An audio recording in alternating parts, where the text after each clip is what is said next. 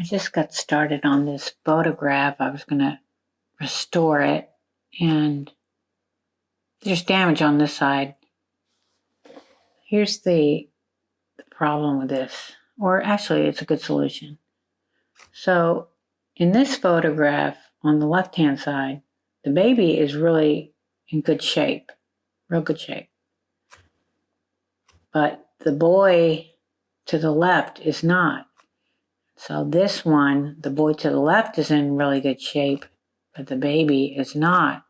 So I took the baby from here and I replaced it over here. I still have some work to do to clean this up around the edges. What I'm going to do now is crop the other picture out. So I'm going to take this picture and I'll go up a little bit like this here. And so I've cropped it down so it's just this picture that I want to focus on. Now that I have this, I can go in and start cleaning up a lot of this stuff that I don't want or that it's not good. In this corner, I'm going to use generative fill. And somebody said that's a terrible name. It really is.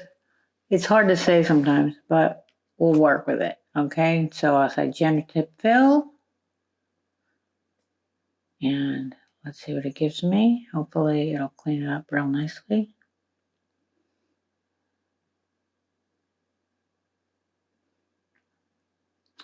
That's not great. Let's see what this one does. That's pretty good. That's pretty good. I probably see what this one did. They give you 3 options. And this one's not bad. I can clean this up easily. So that's one thing done.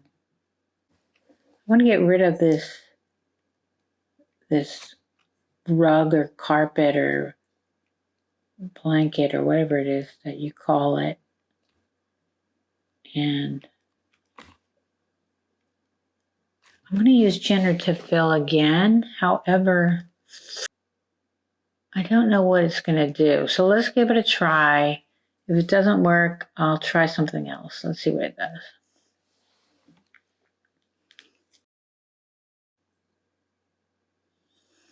That's not terrible. Let's see what the second one. That's not terrible either. And that one's probably the best. So I'll come in and I'll clean up this. Now that I have those 2 cleaned up, I can go in, and what I would do in this case is I would use the stamp tool to get rid of this area here.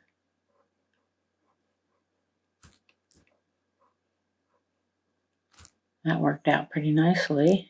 Same thing here, here.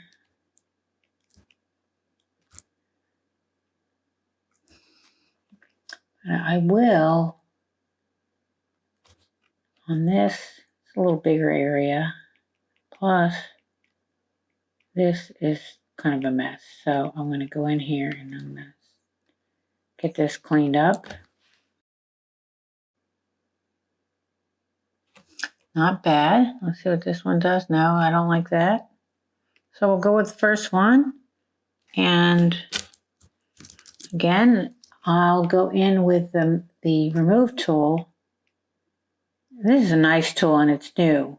It's new. It came out at the same time as generative fill did. So it's a new tool that I like a lot. It really does a really nice job of cleaning things up. And for example, this area, it should do a good job on this, I would think. See how good a job it did on that? It did a really nice job on cleaning that up. Sorry about the noises, getting messages coming in. Not going to go into any more detail right now. For demonstration purposes, this is, I think you get the picture here. So now that we've done that, I want to go one step further. And previously I could not do this. So hold on one second. So I'm going to make this the height of 10 inches. And this 400 dpi. And then I'm going to go in, I'm going to go into canvas size, and I'm going to say, I want the canvas size to be 8 by 10. We already have the 10, we don't have the 8. So now I'll go in and I'll say, I'm going to try both sides, but sometimes it's better to do one side at a time. So we'll see what happens here. Generative fill again. This takes a little bit of time, so bear with me. Oh, that worked out well.